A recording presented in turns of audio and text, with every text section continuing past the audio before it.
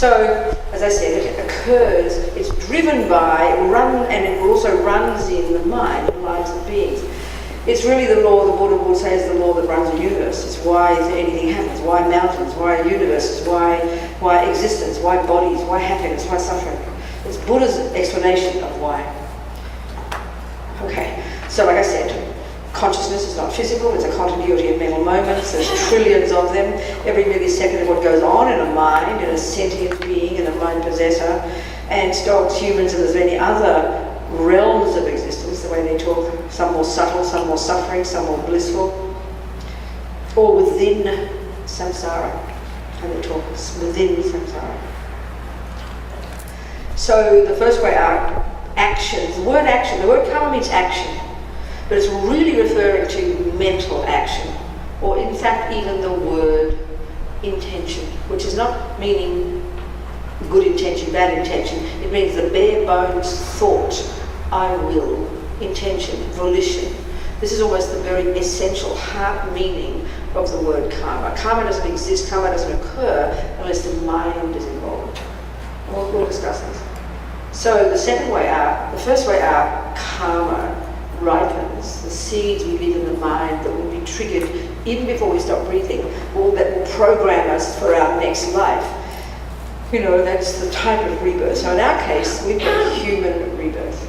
So the Buddha would say that, it would blow our mind if we realise how hard we must have worked at the practice of morality, the practice of ethics, the conscious, intentional programming of our mind of non-killing, non-stealing, non-harming, non-lying, actively benefiting others. This is broadly speaking the practice of ethics or morality. And every millisecond of these intentional decisions we make program our mind with seeds. And one of these would have been triggered before our past death, at the time of our past death,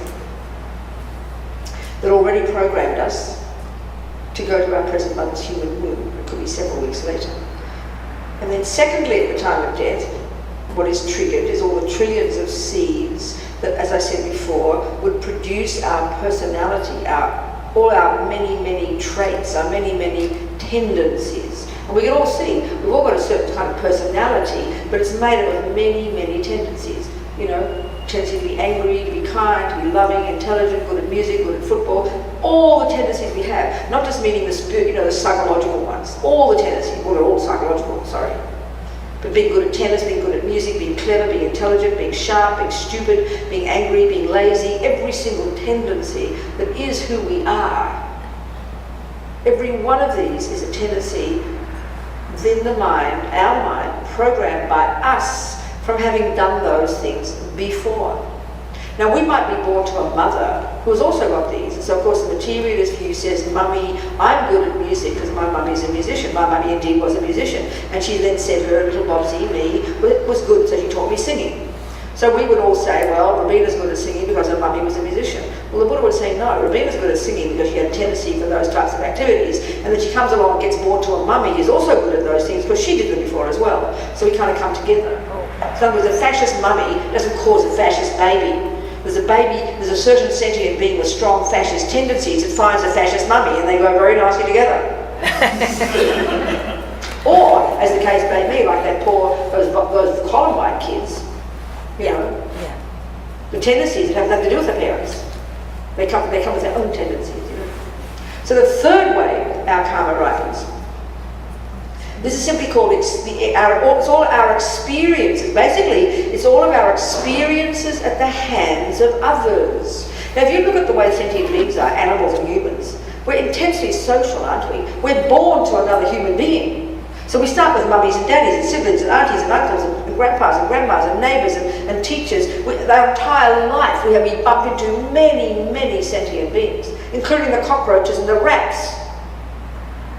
So we can see, in other words, we've got this, the Buddhist view would say, we've got this strong kind of, they say karmic connection. What it means is we've got a strong history with each other, from bumping into each other in countless lives before, the Buddha would say. So it's not random that you go to that mother. No way. You've got intense history with that woman. She's giving you your body. That's intense karmic connection. the father, the siblings, everybody you meet in this life. And basically, if you think about it really simply, all the sentient beings we meet in this life, they're divided into three categories. You've got those who are nice to you and you think are gorgeous, they're called your friends. Then you've got those who are mean and ugly to you, you call those your enemies. And then you've got 99.99% of the rest, and who are they? They're called strangers. And what do they do to you? Nothing. So how do we feel about the friends? We adore them. How do we feel about the enemies? We hate them. How do we feel about the strangers? We couldn't care less. They could all drop dead. Is it not true? So we see we have a strong history with many sentient beings. And this is a huge point already. Already we can see even the implication of living your life with the view of karma. That's why I mentioned those young Tibetan nuns. I mentioned that a couple of days ago, who were invited by Richard Gere. In 2003, he invited the Dalai Lama to New York, and he also invited 20 former prisoners, all of whom had done some kind of meditation in prison, as well as some people like me who are working with people in prison. It was a very moving day, a whole cross-section of Americans, Puerto Ricans and political prisoners, and then black, white, male, female, the whole works. It was a very moving day. We'll talk about their experiences and their suffering and their dramas, and they met the Dalai Lama and they all blissed out. It was a wonderful day. But also he invited Richard Gere, invited two young Tibetan nuns, young women, 20, 21 or something, who'd been tortured and sexually abused in prison for several years in Tibet. Well, they were talking about their experiences in prison. So the first point is this, the first point I find was really fascinating. Everybody can see, if you wanted to quantify suffering, probably most of the Americans would agree that these two little girls, these young women's suffering, was probably worse than everybody else's, if you could quantify it. But second, the point I think that for us Westerners, the shocking point was they weren't angry. This is too much for our minds. But let's just alone, right here, analyze the philosophy of anger.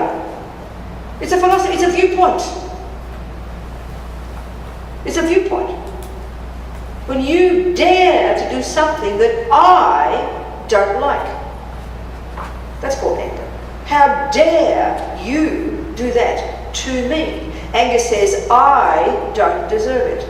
If you unpack anger, that's what it is. Now, indeed, terrible things happen to us in this life, like we discussed last night. You can't argue with that. Hideous. Those young women, there's no question. Raped, abused, for several years, couldn't escape. Can't imagine the suffering. But they, like the woman on death row in Florida, using their methods, changed their mind, changed their interpretation of this scenario. That's what's so intense. Like that woman, they couldn't take my mind from me. So I decided, I'm not a prisoner, I'm a monk. I'm not in a cell, I'm in a cave. So she changed her interpretation. That's what we're talking about here, about viewpoints. Anger is also a viewpoint. Like I say, I don't have many realizations. I'm not the highest Buddhist in the world, no question. But I can tell you I don't have so much anger anymore. I can say that with absolute certainty, not because I'm trying to show off, because I've worked on my mind. And what have I done? Not suppressed anything. I've literally observed over the years the conceptual story that informs my emotion, and have heard the conceptual elaboration that it is, and have changed my view. The things that would have made me crazy once literally don't now, not because of some magic, because I've changed my interpretation of them. This is the Buddhist approach. So, the third way our karma ripens. Sorry to finish. Those young Tibetan nuns. Having the view of karma, therefore not having anger. Because when you've got the view of karma, you don't say, why is this happening? This is in our culture, that's, I think, the main reason we mostly suffer when bad things happen. The Muslims have a view that God, it's his plan, so they accept God's plan. So they don't say, why did this happen? It's really quite a profound point. The Buddha's view is duty karma. So then they finally said, very quietly, and of course, we had compassion for our torturers, because we knew we must have harmed them in the past. Well, that's the Buddhist view. That's the view they took on board in their life. That's the view that informed their experiences. So, the third way our karma ripens is called experiences. similar to the cause. The second one, which is our tendencies, is called the actions, which is the word karma, similar to the cause. So the one, for example, if you have a tendency to be good at kindness, you must have practiced it. If you have people be kind to you, you must have been kind to them. That's called the experience, similar to the cause of your own past patience and kindness. A person lies to you, even if you're speaking the truth, because of your past lying. And the karma is specific, karma is personal, because we have strong history with each other. And every experience at the hands of others, those rats eating your food, the cockroaches shitting in your spoon drawer, excuse me, whatever cockroaches do. My cockroach, that's your cockroach, okay? It's personal karma.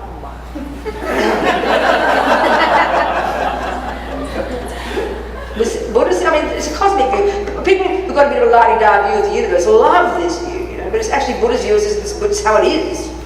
It's how it is, But of course, and obviously, if you think your mother made you, and the meaning you didn't exist until you got into your mummy's womb, then obviously everything is random. It's obvious. It's obviously random. Bad things happen and good things happen.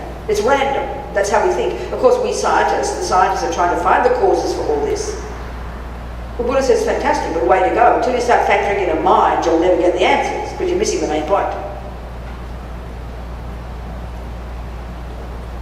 The fourth way our karma ripens, they call it environmental, which is really the way the very physical world impacts upon us. So a simple example of the conscious intentional karma of non-killing programmed in your mind. The first way it would ripen would be it would program you, let's say in our case, to get a human womb, as opposed to a lion's womb.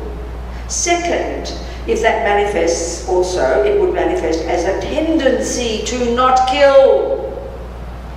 It doesn't ever occur to you to kill. Like that little boy when he was first 3, the lice. You'd be programmed with a tendency to not kill. The third way the habit of not killing would manifest would be that you wouldn't get killed and you won't die young. Look at the world. People die in the womb. People die when they're 1, when they're 2, when they're 7. Healthy people die. Happy people die. You get killed, or you just die. No medical reason, we'd say. Well, the Buddhist view is your karmic gas tank ran out, and your breath stopped, life finished. So for us, we're still alive, not because we're healthy and not because we're young. It's because we've still got good, non-killing karma in our gas tank. And it's manifesting as living still. We haven't died yet, we haven't been killed yet. And the fourth way is environmental karma. And the fruit of that is we have a nice healthy body. And food nourishes us. And we live in an environment where the air is tasty, the food is good, the food is nourishing, etc., etc. So the four results of killing would be you'd be born as a lion, let's say, or maybe virtuous karma ripen and you got a good human birth, but you've got the residual results from past killing to be born in this life with a tendency to kill. The ants, the rats, the cockroaches, the people, whatever. Second, you might have the tendency as a result of killing, not the tendency, the experience, you will get killed or you will die young. Look at the world. Third, you will have the environmental result of killing, which is you're always unhealthy. Everything that you eat causes you suffering. You get sick, you live in an environment where there are dying people all the time, where the food is disgusting, where the air is polluted, the water is polluted. Look at the world.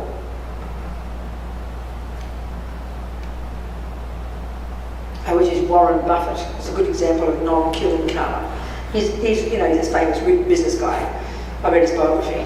And he's renowned as being very down to earth and no nonsense. He gave his $55 billion all the way to Bill Gates Foundation, And so he drives the same old Toyota that he's been driving for years. He lives in the same old house for 50 years or something. And he's very, very ordinary about his diet. And his daughter said, I've never seen water pass his lips. He's 86. His diet for the last 60, 70 years, exclusively cheeseburgers, Coca-Cola, and vanilla ice cream. And he's as fit as a fiddle. Now I think the medical science should be shattered by that. That should destroy all the logic of nutrition. But we just go, oh well, that's funny, isn't it? We put it aside as an accident, you know. Do you understand? Yeah. That blows my mind. He's 86. He hasn't, even I read it in this book of his biography, he went to some fancy, mega-rich billionaire dinner, you know, the top floor of something, over 27 courses. And he just said, can you bring me a cheeseburger, please? He didn't care, didn't care to impress anybody. Couldn't bear all this ugly-looking fancy food, he wanted this cheeseburger. Thank you very much, you know. But he's 86 and fit. Anyway. So that's a summary of karma, okay? And this is across the board. If it's a natural, so this is what's fascinating. If it's a natural law, as Buddha's suggesting from his own observation, no one's running it. There's no one up there pulling the strings, and that's what we believe totally. Even if we talk about the universe, you know, it's just another way of saying God. In a way. There's something there that's a bit mysterious, that's kind of running things secretly and not telling us about it. Do you understand? Put us in a load of rubbish. Not like that. Every sentient being just naturally is one, experiencing the fruits of their own past actions every millisecond. And number two, every millisecond is sowing new seeds right now that will ripen as the future experiences. As the Dalai Lama sometimes says, karma is like self-creation. That's the Buddha's view. So I find that really tasty, I tell you. I know when I first heard the Buddhist teachings, first of all, I heard Lama Zopa teaching. There was this arcane, medieval, weird stuff. I kept thinking, I say to myself, where's the Buddhism? It was so abstract, I couldn't understand it. But all I know is when I heard the word karma, I didn't even know the meaning, but I thought there's something there, you know. And that's what I've been missing all my life. I knew I liked that. So for me, that's a really powerful way for me in my life.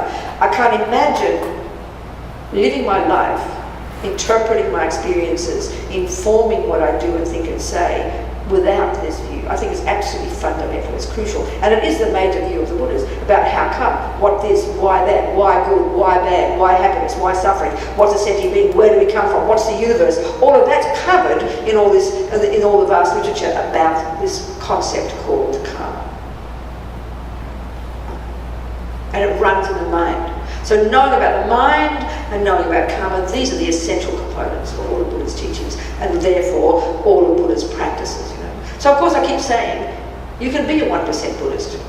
Many people really like Buddhist techniques but don't want to know about karma. That's completely your call. No one's forcing you. You're the boss, not Buddha, you know. So it's up to us very much to listen and think and take on board this stuff according to our own capacity. It's up to us. No one's judging you. No one's rewarding or judging. There's no concept in Buddhism like reward and judgment, because that implies a rewarder and a judger. Of course.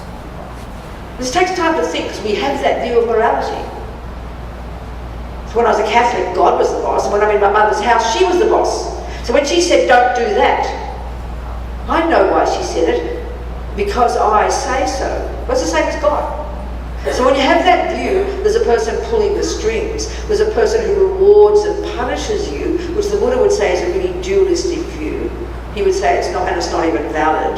He would say that. It can be useful as a tool for a child, of course it is. But finally, he says it's not reality. It's not how things are. His view is karma is a natural law, meaning that, okay, now we get to the nitty-gritty of it. That a negative action is one that will ripen as suffering.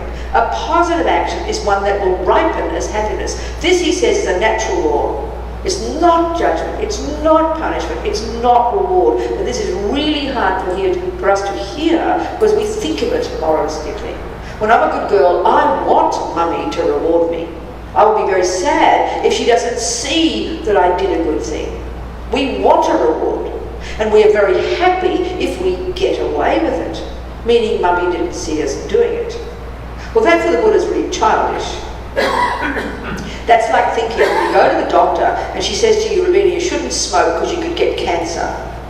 First of all, I'm not insulted and say, who do you think you are telling me I'll get cancer? How dare you think you can punish me? We know we don't say that, that's silly. And secondly, even more ridiculous, we don't go home And then notice the doctor's not there. Oh, well, she won't see me smoke, so I won't get cancer, and we smoke away on our Marlboros. I don't think so. Because we know it's a natural law, and she's a kind person who's pointing it out to us. We don't hear it as moralistic, but as soon as we get to goodness and badness, we get completely emotional and neurotic.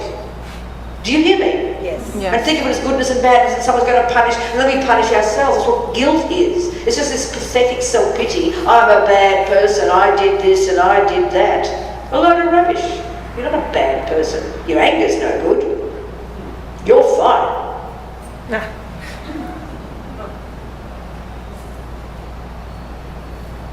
So even what's assumed, what's implied by this view of karma, I find so tasty. I'm the boss. I'm in charge. I'm accountable. I'm responsible. And it's hard because we want to blame other people. We want to get off the hook, you know. It's very instinctive. It's the irony of ego.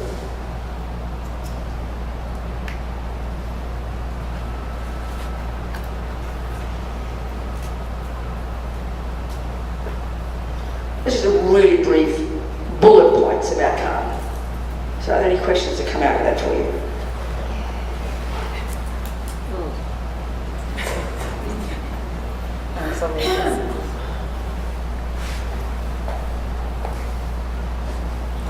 Thank you. You've been talking about the tendencies, that we care with these tendencies. When we see children with certain bad tendencies, now with all this ADHD, they are like hyper, we medicate them.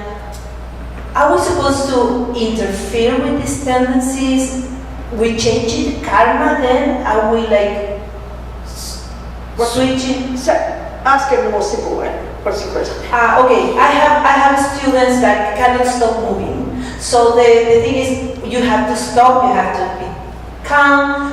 We start therapies with them. No, we have. Sorry, what do you mean a child? Naturally, children can't stop moving. It's their nature. Yeah. Who says it's wrong to stop? Who says what's wrong with that? No, you're not paying attention properly. What? You're not paying attention Well, properly. naturally, because their minds are busy. Then, what's unusual?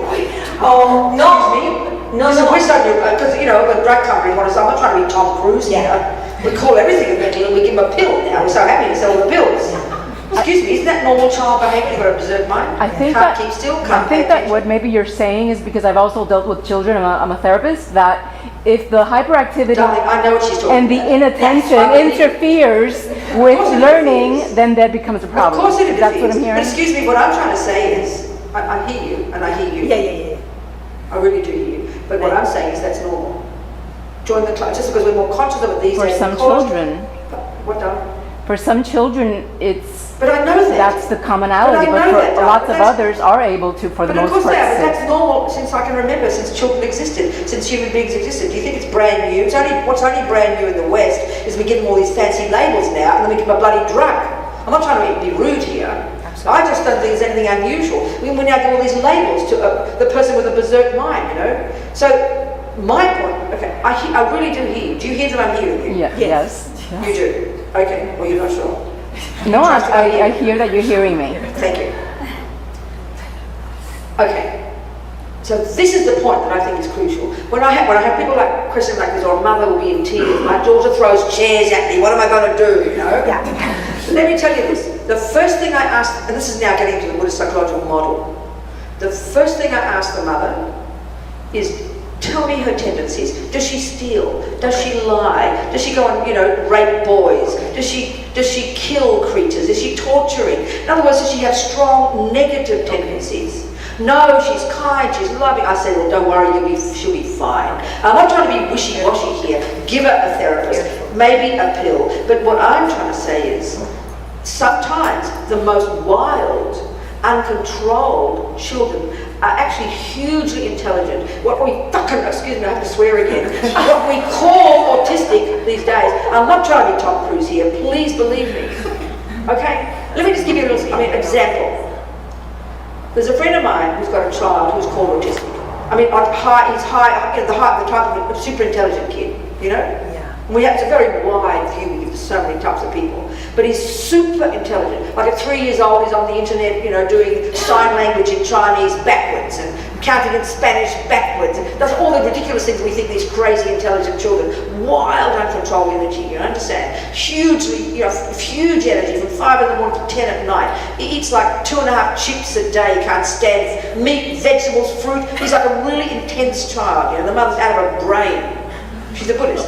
So I said, Karina, would you kindly please talk to one of the Tibetan doctors? So these Tibetan doctors, I don't know if you know anything about Tibetan medicine. Have you ever heard about Tibetan medicine? Okay.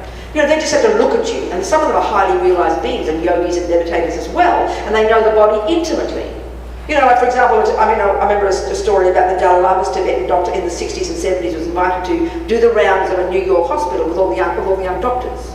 And so he didn't have a word of English, he didn't ask a single question.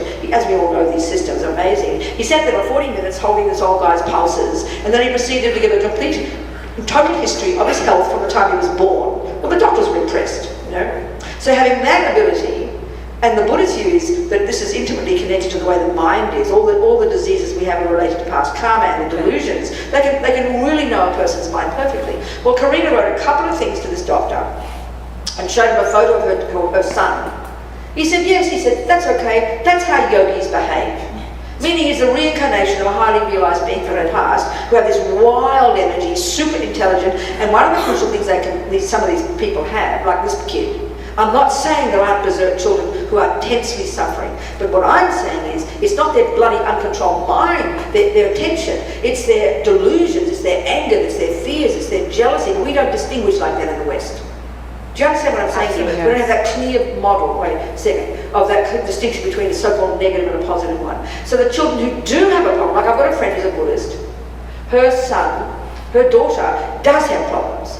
She steals, she's completely addicted to sex. I'm not trying to criticize and be moral, but she goes out and has sex with boys, she lies, she steals, she's psychotic, she's paranoid, she's got serious mental problems, you understand? They're the ones.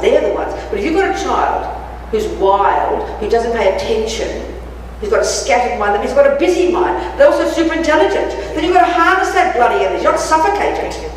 In the West, we're so neurotic, I would say, we can't stand anything out of control. Yeah. Even our poor therapists would forgive me, maybe it's not you, I'm not saying you.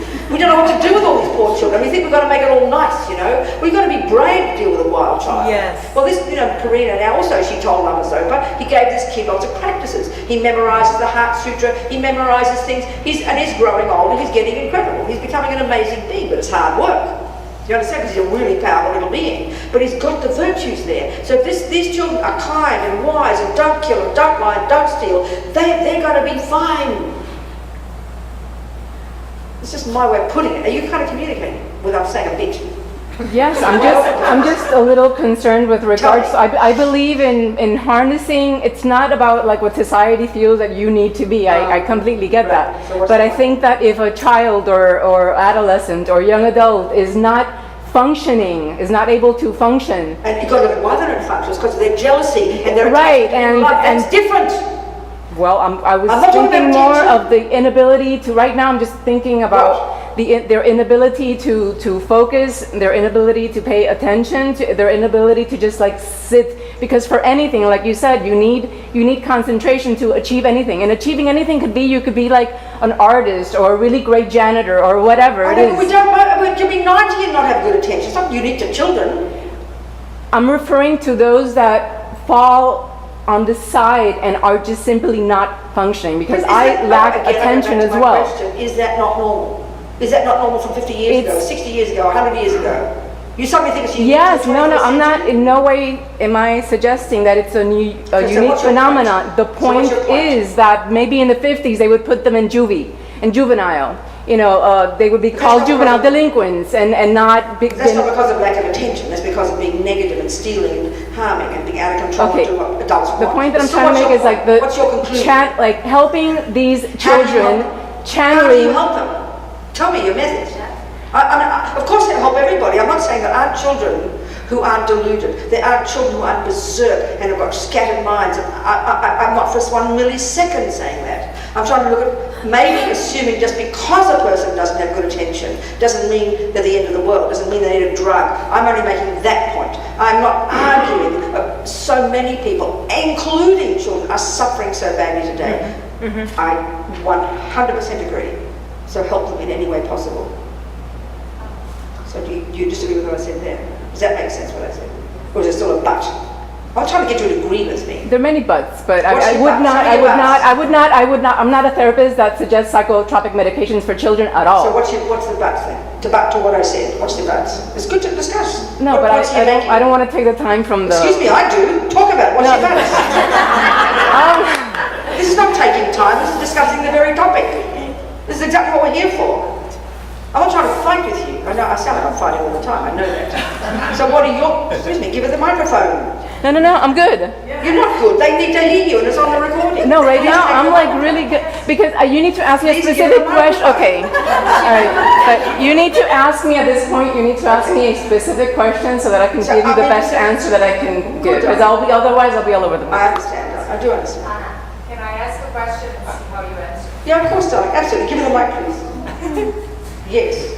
Okay. I've had an experience in which, I have a son. Long story short, and I've seen the problem, I think where you were going is that they don't pay attention, they don't listen, and they disturb others. They disturb the classroom, they disturb the school, they're a nuisance to the family, it's difficult to harness, like you described. And I think where we are today is that we go to therapy, and then usually drugs become an alternative to trying to harness this energy so they can function in our society according to the way we believe they should function, because then everybody's happy and it's not extra work. I don't know, you know where I'm going to. And I think her point is that, when they have serious problems and psychological problems, well, we've gotten caught up in between with a lot of children that probably don't need medication, be medicated so they can be tamed. And the system can work. I completely agree with that. I do not prescribe psychotropic medications, whether for children or for adults, unless you're like bipolar and schizophrenic. So that's not me. There are tons of therapists that are like me that do not believe that the first line of treatment is psychotropic medication. So that's really not where I'm coming from at all. So okay, another thing I want to say too is this: if I look at my own mind, my own berserk, right? We were 7 children in the family, completely dysfunctional family, lots of crazy things. My father didn't behave so well, lots of things, okay, doesn't matter the details. Then I was berserk. I was violent, I was a bully, I beat all my sisters were terrified of me. I was really a bully. I really was, I'm not trying to put it down. But at the same time, like I said before, I was completely in love with God. I thought about God the whole time, Our Lady, I went to Mass. Now, my point is this, that I find so fascinating, it's always embarrassingly how simple it is. There I was, this volatile, violent person with 7 other children. We didn't have our own space, we didn't have our own beds. We had a berserk father. It was like an insane environment. Now, my mother, I told you I was naughty, my mother freaked out because I was trying to, seduce the rigorous son when I was 13. So then she sent me to live at school as a boarder. I changed overnight because my environment changed. Like a miracle. Everybody focused on Rabina, the monster, Rabina's razor, Rabina's anger, Rabina's abuse. She was. But you put me in a quiet environment where I was at school, I had my own bed, I had my own alcove, not even a room, an alcove with a curtain across. I was in complete bliss. I became disciplined. I didn't behave badly because the environment, like a miracle, brought up the other part of me. So I think the environment so often is all children is a barometer of their environment. Yes. So you get that child who's berserk in a different environment, they're like, the best comes out of them. Yeah. So environment is unbelievable. So they're often the barometer of their crazy mother and father. 2 of my sisters were complete asthmatics. In the 60s, early 60s, 3 of my sisters, one after the other, went completely bonkers. And when my mother was giving them electrical, she tried to find a psychiatrist to help them. And then she found this lovely psychiatrist back in the 60s who diagnosed us all, the 7 of us. I think he sort of won the lottery, an entire family, as manic depressive. I mean, I'm a classic bipolar type person. I never use those words, by the way. I'll explain. So, then he was really sweet, doctor. Dear man, he recommended lithium. This is the time of lithium, instead of electrical shocks. So 3 of my sisters were completely nuts. But it was all, every one of my sisters, now we're all old, good human beings with access to our virtue, moral, kind, wise, intelligent, all speedy. Only my brother's not. The 6 girls except one are all speedy like me. So in other words, enormous energy. But somehow we've all got, I say the point is, because we can access our morality, our goodness, our wish to help others, our kindness, our intelligence. When you've got that, that's what I say, you'll be fine. It's hard work. I was hard work for my parents. Do you understand? But there's many more factors than just that child's mind is also what I'm saying. And also because I am that kind of person, that's why I get along with prisoners, with berserk people. I don't mind berserk people. Because I'm not afraid of my own stuff, so that helps me not be afraid of other people's stuff. You understand? So I've got a friend who's having panic attacks. Serious, hyperventilating panic attacks. So I'd talk on the phone and she'd ring me. And I'd be thinking, as I'm talking to her, I'm going, how to help her, you know? So I'd just listen, and I'd be there, and I'd be an hour and a half, hysterical, and I'd just be, yes, I'd listen, I'd just listen, I'd say, yeah, everything's, I understand, sweetheart, it must be, and I knew if I just stood there like her anchor, she'd come, she held on to me, you know. Then one time she had a panic attack, and she went to a therapist friend of ours. Well then he panicked, and wanted to send her to the ER. She panicked, and rang me up. Then I had to calm him and her down. You understand? Because he panicked, because we mostly can't bear other people's craziness. That's all that, again, I have to swear these words. Bloody ordinary therapists, I'm not talking about you. Are like us, they're all neurotic as well. We're all neurotic and can't stand things to be difficult. We want it to be all nice, you know? Beautiful, yes. So we rush to make it all go away. We've got to be a bit brave, you know? Yes. So what I can say, because I'm berserk, and I wasn't scared of my berserk, I didn't mind other people's berserk. And then you see the potential more. And then when I'm not having a drama and panic attack, then the person with me can also calm down. So what I'm saying is, I think you know what I'm saying. So we have to be human beings. We are all berserk. And when I say these words now, please, I'm not being cliche, I would say the more I'm using Buddhist model of the mind, and now we're going to go into this more detail, attachment and anger, attachment and aversion. We are all bipolar. And you've got to hear me sincerely, it's merely a question of degree. Yes. In other words, up and down, up and down, up and down. We're all up and down. When you get nice things, you get all excited. If you go, we're all extreme, so we went like there's no thermostat. Then you go, the more you go up, you might go crashing down to where? Aversion and despair. When you pick it up again. This is what Buddha calls samsara. Are you seeing my point here? We've got this other language for it, you know. And then of course we think it's physical, you've got chemicals, and then you feel like a complete victim of it, and then you've got to have a pill to calm you down. But I remember I went to this doctor, I was being stubborn, I told him, off with this boring old lithium. He said, if I'm crazy, I said to him, I'm going to be crazy. Thank you, I'll handle it. I mean, you understand what I'm saying. I'm not even contradicting really anything you're saying. I'm not. I'm just saying we've got to, and the more, all I'm saying this one too, it's lunchtime soon. It's my point yesterday. Using this model of mind, using this approach of being my own therapist, the more I know my mind, the deeper I go into my mind and understand my attachment and my fears and my anger and my neuroses and my good qualities, that is what literally equips me to know someone else and then give them confidence in it. And if the ones are wacko, like the girl who goes and rapes and steals, she really is difficult, and the mother has to let her go, and she accepts that. She's not tortured by it. She sees the girl is suffering. She's off running her own life. She's doing weird things. That very hard, very difficult, very painful, because her neurotic habits are so strong, and she's super self-centered. In other words, super self-centered. Now this other kid, one who's, the yogi one, he went to one of those schools like your kids go. What's it called? Montessori. The poor kids couldn't cope with him. He was out of his head. He'd be berserk. He'd be screaming at the teacher. You're the worst listener in the whole world. He'd give the teacher a lecture. The kids were shaking in their shoes. So the mother had to take him away from there. He's out of public school. But it's much better for him. She found a better environment for him. And a better way, a stricter way, where he can learn more using his intelligence. And he's getting older. He's beginning to harness his energy, working with it. I mean, it's hard work, He's sitting on this kitchen stove with his mother, by the stove, and she says, I'm just going to go and do something, don't touch anything. He said, I'm sorry, I can't, he's 4. He was 4. I can't agree to that, she said. She said, why not? He said, well, my butter's touching the counter, and my hands are touching my skin, but if you're actually saying don't touch the cooking, I can agree to that. This wretched, intelligent child, he's outrageously arrogant. but unbelievable, marvellous human being, but with astonishing confidence, who doesn't mind what people think of him. Do you understand? Beautiful. But he's unbelievable being. But it's hard to see that when their behaviour is berserk, because we want to control people's behaviour. Because our pride and anger can't stand someone else who won't do what we want. Do you understand? Yes. What about if we see a child crushing a cockroach What do you or think? killing? What is, Jesus, you ask interesting questions. I'll insult you further. I'm not going to answer your question. Use your common sense. But we interfering with the child. Excuse me, Jesus, wet girl, stop it. If I'm about to be run over by a car, I want you to interfere with my karma and bloody well save me, please. That's what I want to hear. That's a question, but it's your obligation to help. Yeah, that's Yes. that's my question. Come on, darling, use your common sense. No, I know. Go on. Good. Do you understand the karma between the family? For example, Intense family- history between people. Intense history with those sentient beings. Intense, strong history together. Yes.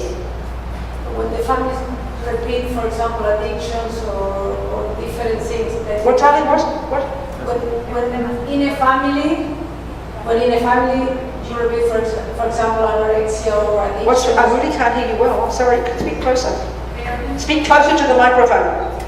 Close like an ice cream. Lick it. In the family, Okay, there's a group of people called a family, and some of them have addictions. Then, but they keep repeating over who keeps repeating?